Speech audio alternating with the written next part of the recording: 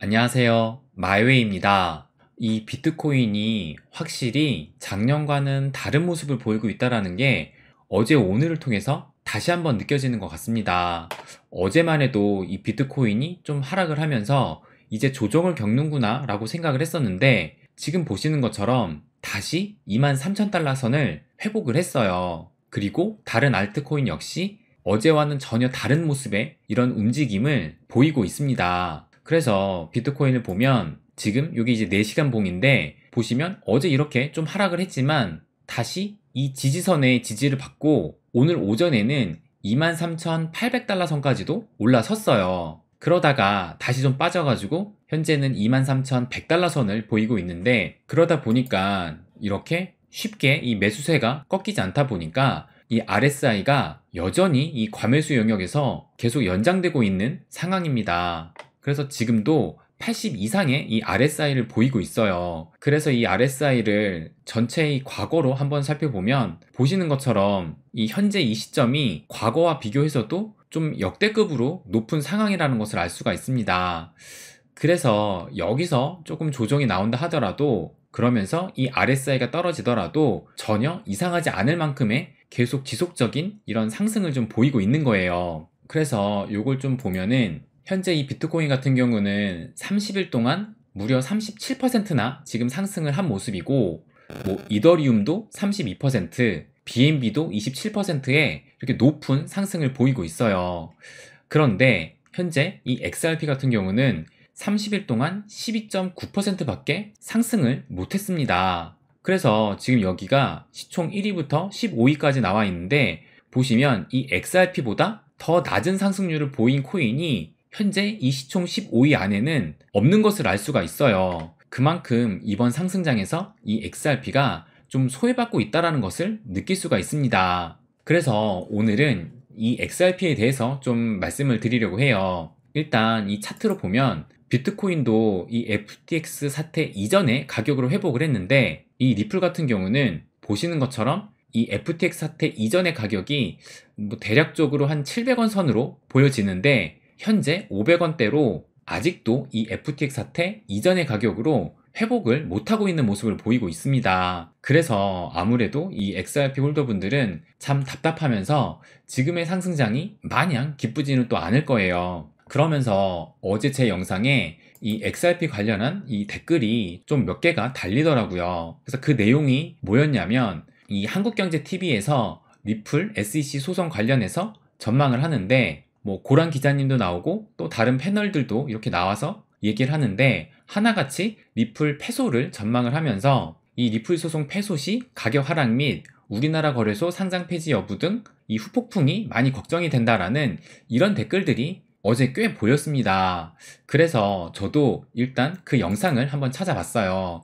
근데 이 영상이더라고요. 그래서 저도 이 영상을 보고선 느낀 점을 좀 솔직하게 말씀을 드리면 솔직하게 저는 이 영상이 뭐 그렇게 큰 의미가 있을까 하는 그런 생각이 좀 들었습니다. 일단 이 영상 자체가 뭐 충분히 준비되지 않은 상황에서 좀 갑자기 만든 영상이라고 좀 생각이 들어요. 뭐 여러분도 이 고란 기자님의 알고란이라는 이 유튜브 채널이 따로 있다라는 것을 아실 거예요. 그런데 이 영상은 이 고란 기자님의 채널에서 만들어진 게 아니라 보시는 것처럼 한국경제TV에서 만들었고 그냥 그 사회를 이 고란 기자님께서 보신 거거든요. 그래서 이 패널들도 뭐 어디에 뭐 대표라고 이렇게 나오는데 이 영상 내용을 보신 분들은 아시겠지만 일단 이 소송이 언제 시작됐는지부터 2018년이라고 말을 하고 또 이 리플이 노드를 통해서 채굴을 한다라는 그런 얘기도 나와요.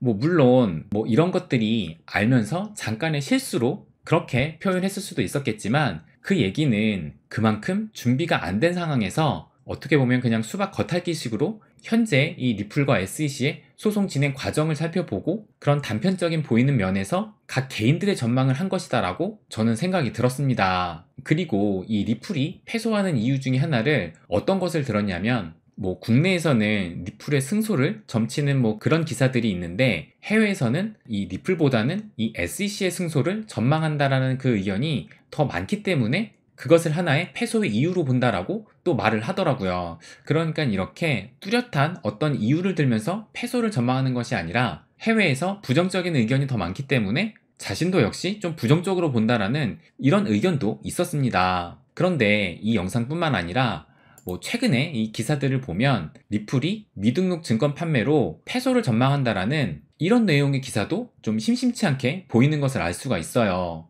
그렇다면 왜 요즘 들어서 좀 부정적인 시각에 이런 기사나 전망들이 많을까 좀 생각을 해보면, 일단 솔직히 톡 까놓고 말해서 이 소송을 긍정적으로 보는 사람과 부정적으로 보는 사람을 나누는 이 기준을 한번 살펴본다면, 저는 현재 이 XRP를 보유하고 있는지와 없는지로 나눌 수 있다라고 저는 생각을 해요. 당연히 현재 이 XRP를 보유하고 있는 사람이라면 소송을 긍정적으로 보는 사람일 것이고, 현재 이 XRP를 보유하지 않는 사람은 소송을 부정적으로 볼 가능성이 더 높다고 생각을 합니다. 왜냐면 당연히 내가 소송을 부정적으로 보는데 이 XRP를 그 리스크를 짊어가면서 보유하고 있지는 않을 거예요. 그렇다면 이것은 이 소송의 전망도 자신의 이해관계에 따라서 전망을 각각 내놓을 수밖에 없다라고 생각을 합니다. 우리가 잘 아는 이 존 디튼 변호사나 제레미 호건 변호사도 이 리플과 SEC 소송에 관해서 이 리플 편에 서서 보다 많은 얘기를 하는데,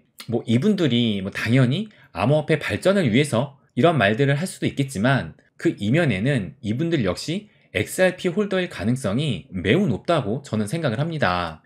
그리고 저도 당연히 이 소송의 결말이 결국에는 긍정적이고 리플 쪽에 유리하게 끝날 것이다 라고 보고 있어요. 그런데 저 역시 제가 이 채널을 처음 시작할 때도 말씀드렸지만 저는 리플을 100만 개 이상을 들고 있습니다. 그렇기 때문에 당연히 긍정적으로 바라볼 수밖에 없고 또 긍정적으로 바라보기 때문에 지금도 이 물량을 홀딩하고 있는 거예요. 그렇다면 지금 이 리플 홀더들을 볼 때 물론 우리나라에 이 리플 홀더가 많다고 하지만 전체적인 암호화폐 인구와 리플 홀더들을 비교를 해본다면 암호화폐의 인구수보다 리플 홀더들은 훨씬 더 적을 거예요. 그 얘기는 리플 홀더들은 소송을 긍정적으로 바라보겠지만 더 많은 대다수의 사람들은 소송의 결과를 부정적으로 볼 가능성이 더 높다라는 겁니다. 물론 100%가 더 그렇진 않을 거예요. 하지만 부정적으로 보는 사람들이 더 많을 가능성을 항상 생각해 둬야 합니다. 그래서 이 소송의 결과를 긍정적으로 바라보는 사람들보다 부정적으로 바라보는 사람이 더 많다고 생각해 볼 수가 있고, 그렇기 때문에 현재 이 가격이 이럴 수밖에 없다라고 생각이 듭니다. 조금 있으면 이 소송의 결과가 나올 텐데 이 소송의 결과가 나오면 당연히 이 변동성은 커질 겁니다. 그렇다면 이 커지는 변동성을 앞두고 굳이 지금 내가 이 리플을 더 비싼 가격에 사야 될까? 이런 생각이 지배하게 되면 지금 가격에서 좀 올라가기가 힘든 구조라고도 생각할 수가 있을 겁니다. 그래서 저는 물론 이 소송의 결과가 긍정적으로 끝날 것으로 예상을 하지만 이 패소의 가능성도 항상 염두를 해둬야 된다고 생각을 해요. 이 기사를 좀 보시면 작년 11월에 이 법원이 SEC와 이 LBRI가 또 증권 여부를 두고 소송전을 벌였는데 결국에는 이 SEC의 손을 들어줬습니다. 그런데 이 LBRI는 이 XRP와 꼭 같다고 볼 수가 없는 것이, 여길 보시면 이 LBRI 같은 경우는 2021년 3월 달에 처음 기소가 됐는데 얘네들은 이 LBRI 크레디트를 판매해서 1100만 달러를 모금을 했어요. 그러니까 처음 시작 때부터 이 ICO를 진행을 해서 이 SEC는 증권으로 받고 그래서 기소를 했던 겁니다. 그런데 결국에 작년 11월에 이렇게 패소를 한 것인데, 그런데 또 이 패소 직후에 이 존 디튼 변호사가 이 LBRI 미등록 증권 소송의 패소는 리플과는 다른 케이스다라고 얘기를 또 했어요. 그래서 이 LBRI가 SEC한테 패소를 했지만 리플의 패소를 의미하는 것은 아니다라고 얘기를 했고, 리플이 이 SEC에 승소할 확률은 50% 이상이라고 생각을 한다라고 또 발언을 했습니다. 그러면서 어제도 또 이 존 디튼 변호사가 트윗을 올렸는데 1월 30일에 이 LBRI SEC 소송에 최종 심리에 참석할 예정이다라고 트윗을 올렸어요.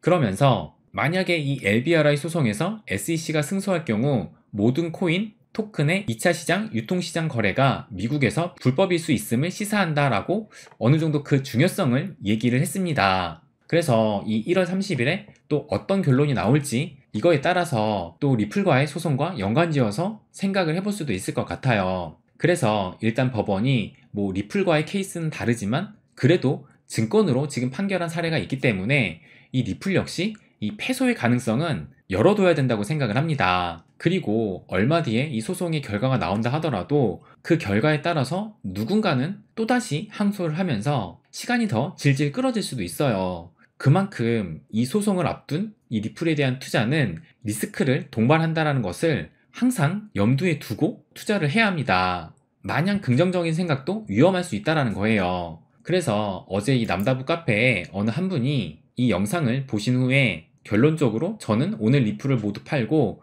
훨씬 안전한 비트코인으로 다시 샀다고 이렇게 글을 올렸어요. 저는 이 의견도 존중을 합니다. 사실 우리가 이 비트코인보다 지금 리플을 선택을 한 것이 결국에는 리플이 어느 순간에 더 크게 성장할 가능성이 있다라고 보고선 이 리플을 선택을 한 거잖아요.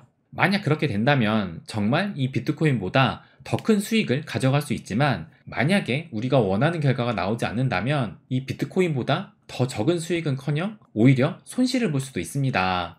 그렇기 때문에 진짜 안전하게 간다면 지금이라도 리플보다는 비트코인을 선택하는 게 옳은 선택일 수도 있어요. 그만큼 이 리플에 투자한다는 것은 내가 얼마나 이 리스크를 감수할 수 있느냐가 중요하다라고 생각을 합니다. 그 리스크를 감수한 만큼 선택이 옳았을 때는 더 큰 수익을 기대할 수 있는 것이고 만약에 그 선택이 틀렸다면 내가 감당해야 할 리스크는 그만큼 더 커질 수도 있는 거예요. 그래서 마지막으로 이 말씀을 드리면 이제 이 소송의 막바지로 거의 왔습니다. 아마 빠르면 1, 2개월 내에도 이 결과가 나올 수가 있는데 이제 와서 이 소송에 대한 전망을 보고 내 마음이 흔들린다면 일부 물량이라도 덜어내는 게 맞을 수도 있습니다. 이 기회에 내가 얼마나 이 리스크 테이킹을 할 수 있는지 다시 한번 생각해 보시고 내가 왜 리플을 투자하는지 남이 하는 확신을 내 의견으로 생각해서 투자를 하고 있는 것은 아닌지 그것도 점검을 해봐야 된다라고 생각을 합니다.